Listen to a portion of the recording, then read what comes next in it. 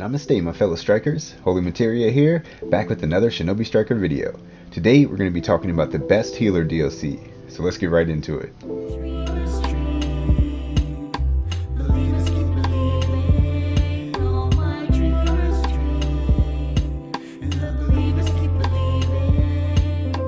Before we start, be sure to Shinobi Strike that like button for me, and consider subscribing if you'd like to see more content like this. So once Season 4 is over, every class will have 7 DLC. We'll do one for each of the classes. First we'll do healer, and then range, and then we'll do defense, because all those are already out. And then once Kawaki comes out and we see how the meta shifts, then we'll do the attack type. But yeah, we'll do one for each class, and we'll go through each of the DLC for each class. So each class has 7, or will have 7 by the end of Season 4.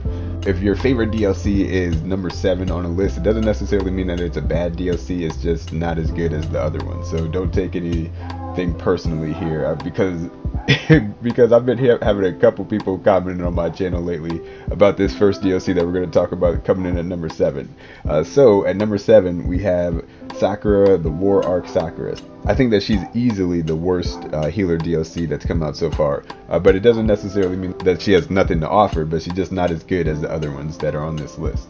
So when Sakura first came out, she was for sure one of the most underwhelming DLC that we've ever had, and this was like a unanimous thing throughout the Shinobi Striker community. Some of her moves have gotten buffed since the DLC has come out, but not enough to put her above any of the other healer class DLCs. So War Arc Sakura comes with the Flower Cannon jutsu and the Hard Light jutsu, and then the 100 healings for her ult. None of these moves have become meta, not in any game mode and not in any like tier level of play, like not with advanced players and not with new players. So none of her moves are meta in the game. You see them every once in a while. You see Flower Cannon sometimes, and you see her ult. You're seeing her ult more often recently, but it's still not like one of the best ults in the game, or it's not one of the best healer ults. So the Flower Cannon only heals yourself. It doesn't heal your teammates, but it gives your teammates an attack buff.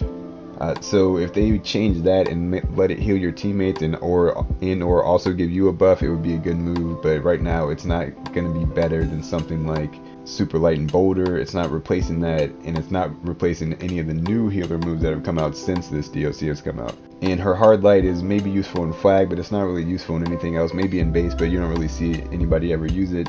And then her ult is good. It heals your teammates over time globally, and it gives some buffs, and then you can activate the second half and use it to do an attack, like basically a big version of like the ground pound moves.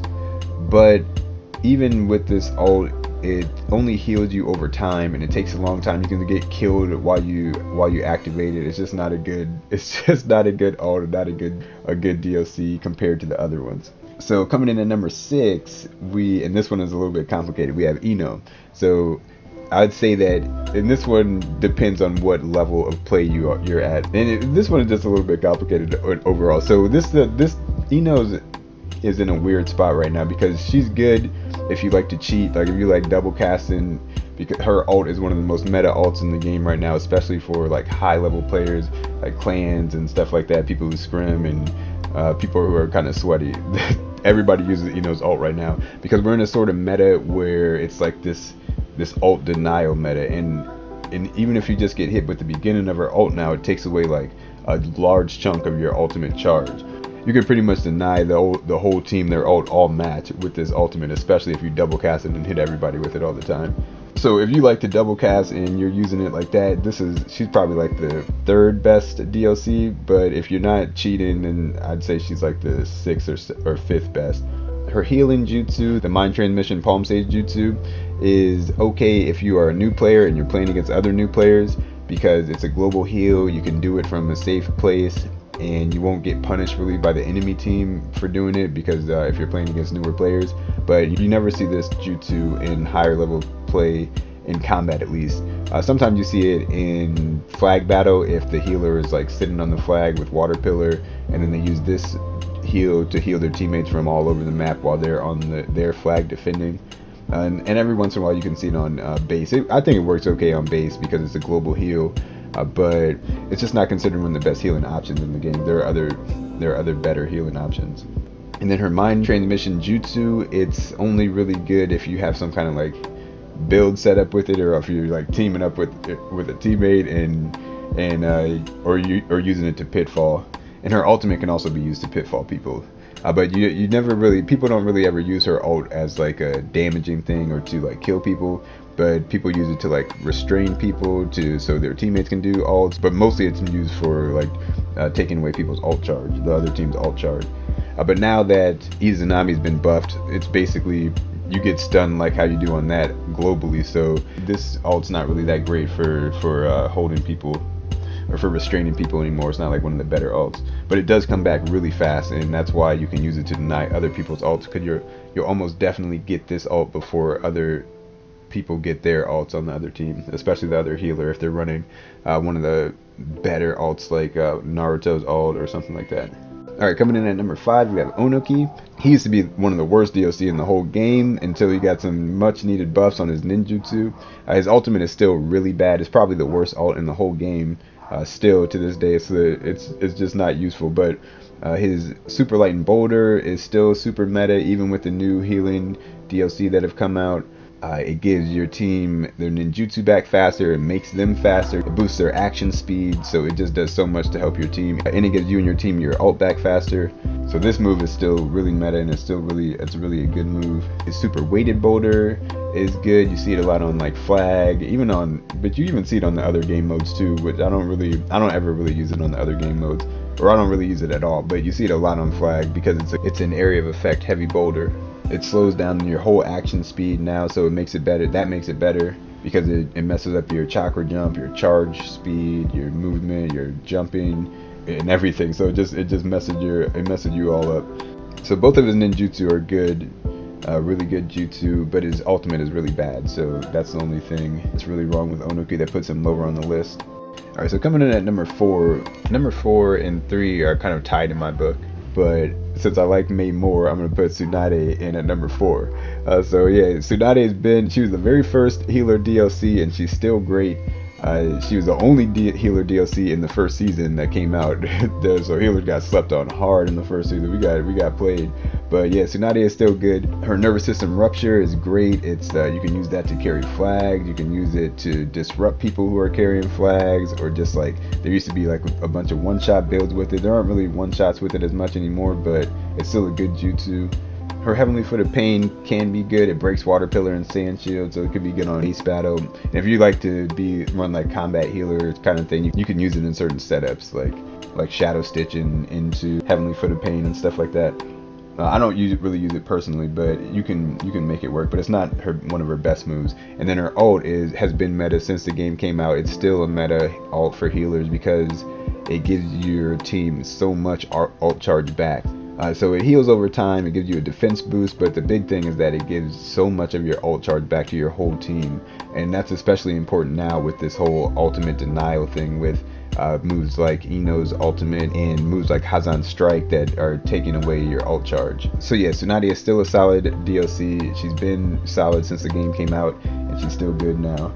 So for me, number 3 is Mei. Still on the strength of Water Pillar alone, it's still one of the most seen jutsu in the game, even with all the new OP moves that healers have gotten lately. It's still one of the things that you see the most on base. You see it on flag all the time. It's not really that great on combat, but yeah, you see it all the time on base battle and on flag battle. Even though there's a lot of things that counter it now, it's still useful, and you can still use it, or you can still use it well if you use it strategically. So even like if some people on the other team have Water Pillar counters, you can go to a different base where the person there doesn't have one, and you can pretty much just control that base all by yourself. So it's still like a really great move, even though there are a bunch of counters to it. Mei's lava style can be okay on base, and even on flag to a certain extent. And people have been using it lately to one-shot. If you hit them up close, you hit them with like all the lava before it separates. It does a whole bunch of damage, like crazy damage. So that move is better than I used to think it was, but it's still not one of the most meta moves. You don't really see it all that often unless people are trying to one-shot with it. And her ult it's not as good as it used to be, which is why I would say that maybe Mei could be number 4 and Tsunade might be above her now, because her ult was like the main ult I used for the longest time, but now that some of the DLC has come out, there are better options, but it's still not bad. It's good for clearing areas, so it can be good on flag and especially on base battle. But the only thing is that anything that takes away status ailments will stop people from getting hurt by it. So there are other ults that work better, but it comes really fast and you can get it like 4 or 5 times a match if you have the right build. Coming in at number 2, and number 2 and 1 are kind of almost interchangeable at this point too, but for me, I have Itachi Reanimated coming in at number 2. This DLC came through and changed the whole game. Healers are completely different. They're a completely different class now. The way you can fight with healers is just on the strength of your Sakura beads alone, and they keep buffing it, even though it was already a good DLC when it first came out. They keep buffing all his moves. Like the very first patch after it came out, they buffed all 3 of the moves, and then they buffed a couple other ones on the next patch. So like they keep buffing this DLC like it was bad or something. But it's been unanimously considered one of the best DLCs that's come out so far. So Itachi comes with the Tsukuyomi, which is probably his most underwhelming move, even though it was the one I was the most excited about. But yeah, so the Tsukuyomi, it kind of works like a Madaratu. It will land wherever the person is when you first cast it, and you put them inside the infinite Tsukuyomi. It stuns them and will give them a debuff and does a little bit of damage, and so it lowers their attack power.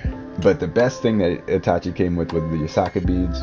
This move is so versatile. It's great on every single game mode. Doesn't matter what it is. It's great for capturing and holding bases, because you can hit people with the beginning part and it knocks them back, and then you can now the Yasaka beads actually combo into the initial attack, so it's even better than it used to be. You can use it to defend yourself, you can use it to do all kinds of damage, hit people out of range, get people off of you. It's just an amazing jutsu, one of the best jutsu in the whole game, especially for healing class. It's the thing that we've needed for all this time, so it really put us back into being a class to contend with.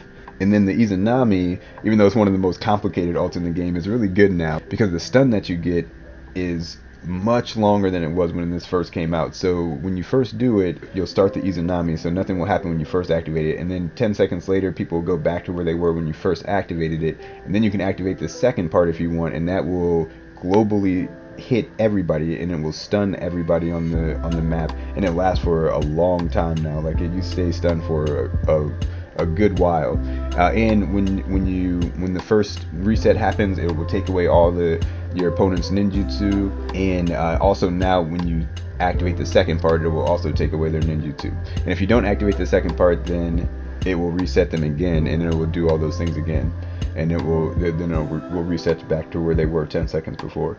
So this ult is really good now because now you can use it for setups. Before, the stun wasn't really all that great compared to other things like Ino's ult or Feather Illusion, but this is basically like a global Feather Illusion or Ino ult now when it comes to the stun.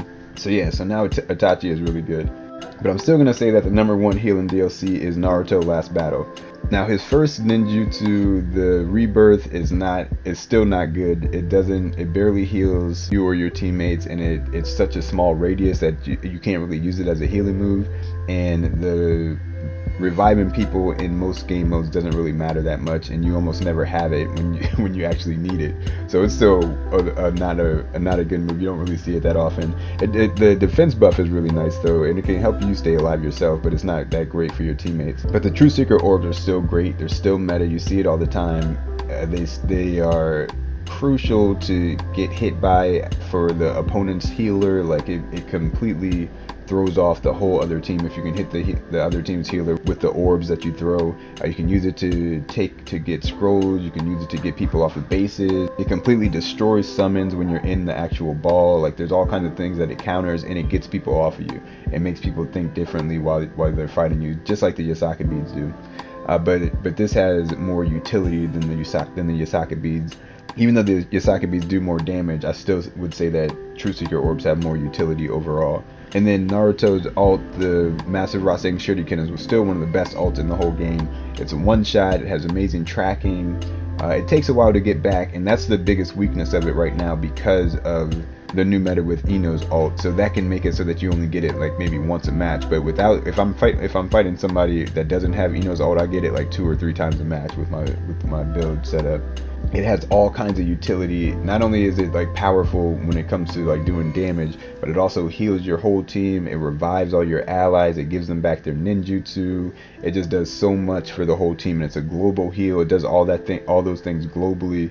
So it's still the best healer alt in the game, even if it takes a long time to charge, because with the right build, you can get it back really fast. You just have to be careful not to get hit by Ino's ult if the other team has that. And that's really only for like the high level players who are scrimming and stuff, because they all run the same stuff. So this doesn't even matter to somebody who plays like that anyway. But yeah, because of the strength of his ult and the True Seeker orbs, I would say that he's still the best healer DLC overall. And plus, he also comes with the multi shadow clone jutsu. So your sub, you get 2 stocks, and that's everybody runs that all the time. So it's one of the best subs. Itachi comes with a sub too, and it's really cool, but it takes 40 seconds to come back, so it's not really practical for healers. It works better on other classes. So like if I'm a healer main, I wouldn't get Itachi for his sub, but I would get Last Battle Naruto for his sub, because this sub is really good since you get 2 of them. So yeah, that's gonna do it for this list. Like I was saying, this doesn't mean that the DLC that are towards the bottom of this list are bad DLC. I don't think any of them are really bad. They all have their uses, and it also depends on your play style, like which one you think is the best or which one would work the best for you. So definitely I would suggest, like, before you end up getting any of them, try out the cast character yourself and see what you like and see how they work for you. But yeah, that's gonna do it for this one. I'll have the range one out next, and then we'll do the defense, and then once Kawaki comes out, we'll do the attack one. So yeah, thanks for watching, guys. Don't forget to Shinobi Strike that like button. I'll see you guys in the next one. Everybody stay safe out there. Peace and love.